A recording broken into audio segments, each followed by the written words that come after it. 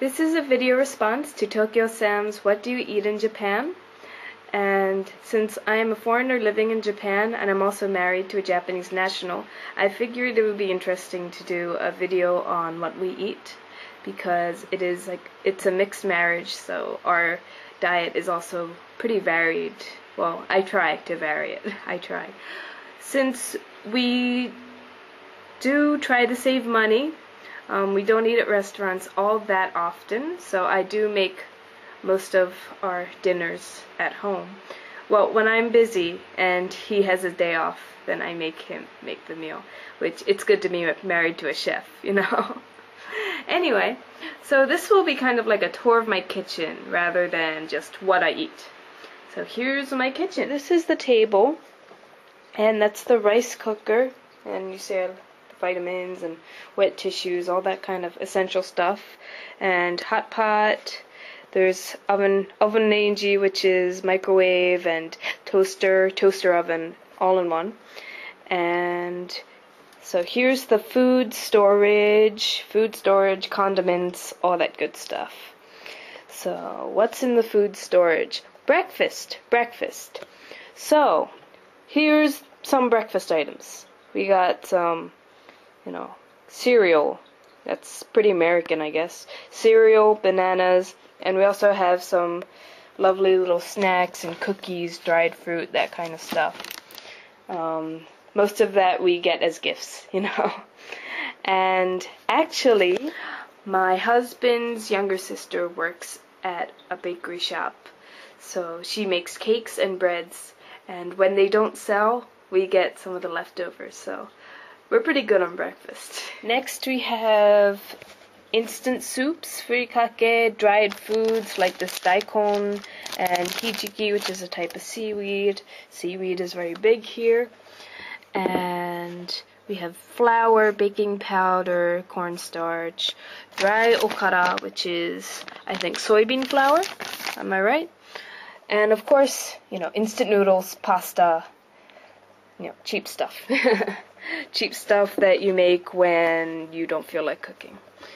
And here's tea. Tea, of course, you need tea to live.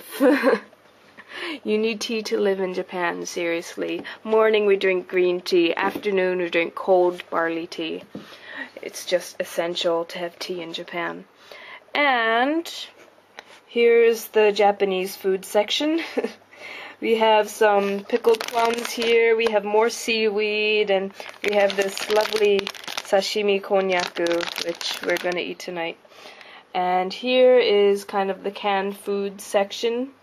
We have tuna. Tuna is essential. And tomatoes. We have a spam-like product, which I got at a Chinese market. And then we have just random extra stuff like ketchup and extra salt, sugar, all that kind of stuff. And over here we have some condiments. Cinnamon, honey, stuff that I used in my carrot cake. And cheese. There's some Parmesan cheese over there. Don't worry, you don't have to refrigerate it. It's not like going bad or anything.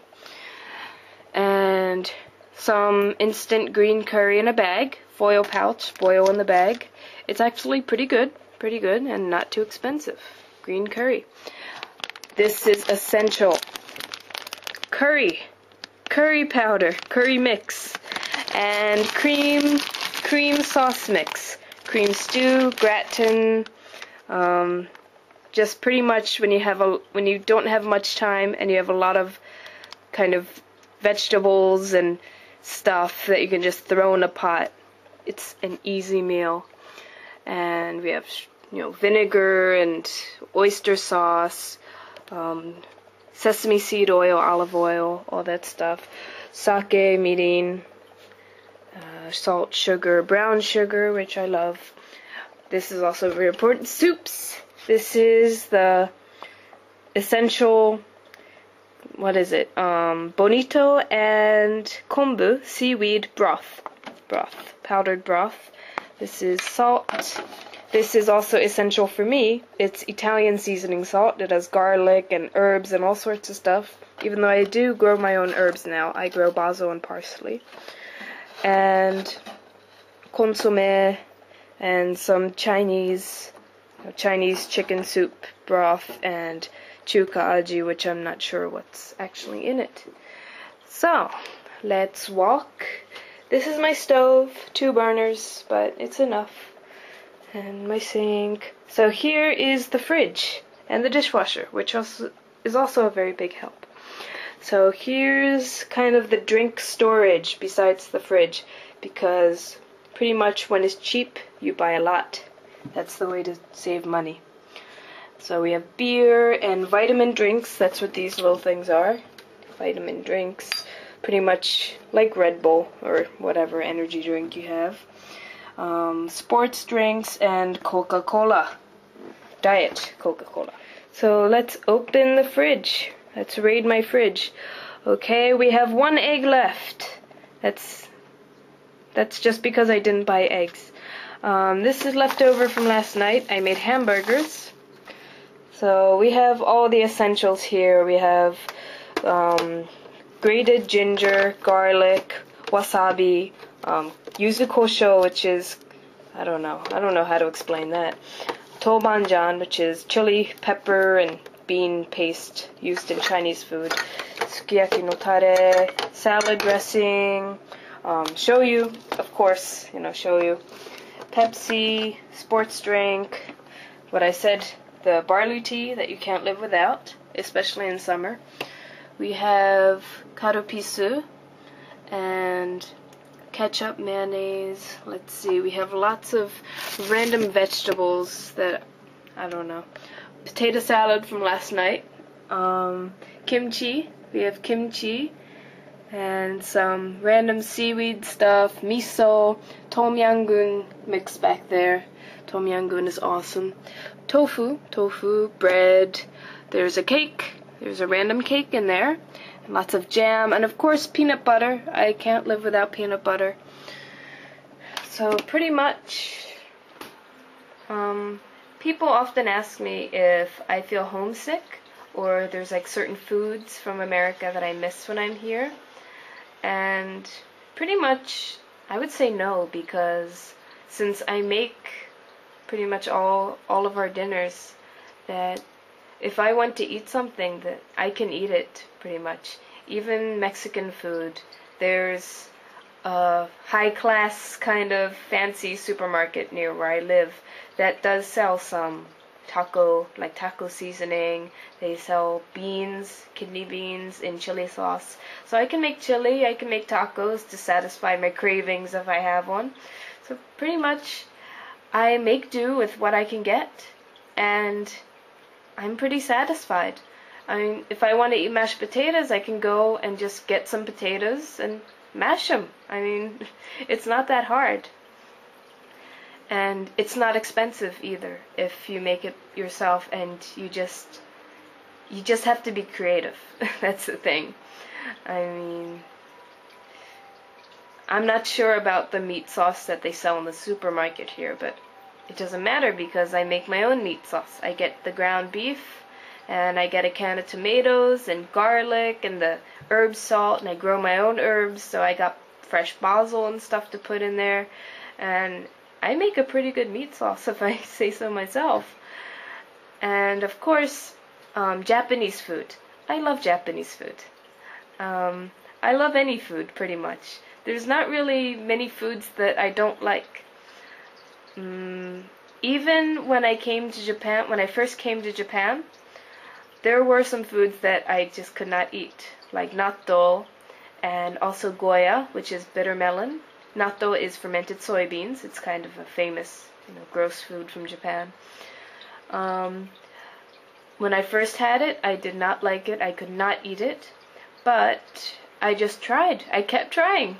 When it was served, I would just try a little more, 2 more bites. And I got used to it. I mean, natto kind of grows on you. Now, when I eat natto, it's like, I'm eating natto, Japanese food. I'm home, kind of. I kind of have that homey feeling a little bit. I mean, there are some things that I love that a typical hamburger, hot dog American would run away from in horror. Like, what's one? raw horse meat, raw whale meat. What's another one? Raw liver. I'm not sure if it's chicken liver or pork liver. It might be chicken liver. Raw liver. I love them. Well, I love raw liver. Liver sashimi. That's awesome. I mean, tarako, mentaiko, which is kind of like fish eggs. Another kind of fish eggs. Mentaiko sometimes has chili pepper mixed in it. That's really good. But not just Japanese food. I like, Thai food, Korean food.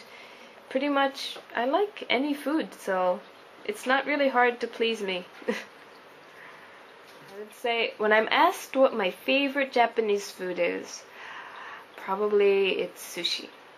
I mean, sushi is pretty much it's a very Japanese food. I mean, curry rice, ramen is Chinese originally, and curry is originally Indian. It's just kind of Japanified.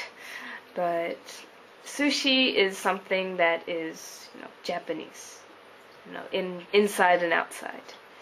And I like sushi. Especially, if I'm asked what kind of sushi I like, just maguro. Just give me some, normal cheapo maguro and I'll be happy. I'm not hard to please. About the cost of living in Tokyo, concerning our food expenditures. It depends on where you shop, what you buy. My technique is to buy lots of frozen foods at the Gyomusuba, which is, Gyomu is Japanese for kind of industrial use, commercial use, business use, I'm not sure.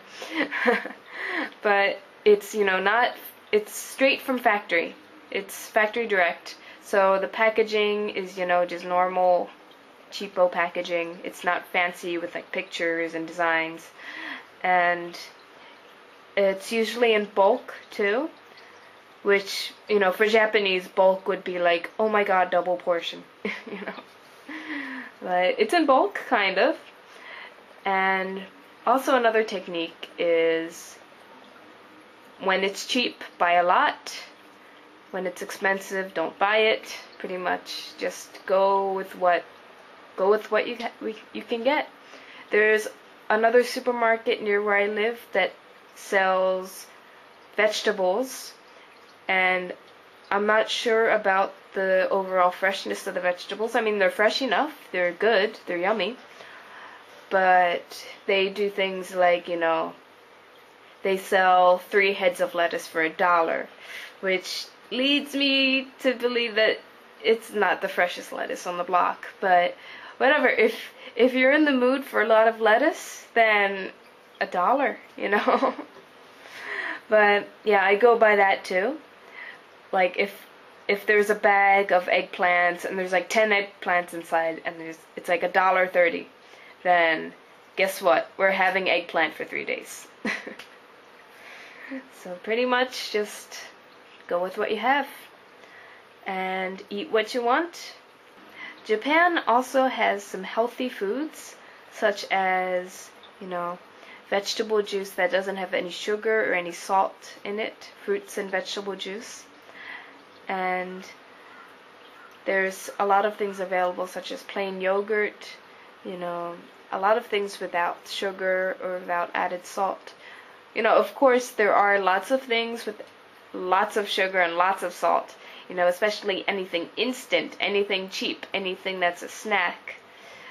You're gonna have a hard time finding stuff, no non-sugar, low sodium. It's hard to find that kind of stuff.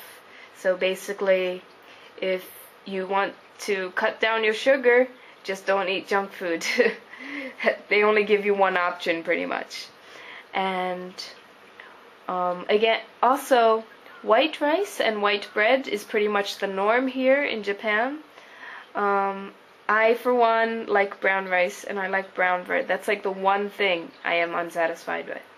I add brown rice to the white rice. I make hapa rice. And also, I can add barley to the rice, and all sorts of like mixed grains. I can add it to the rice. So that's the way I kind of get my extra fiber for the day. It's hard to find wheat bread, but luckily, my husband's sister, she sells wheat bread and rye bread, so occasionally I get a loaf for free.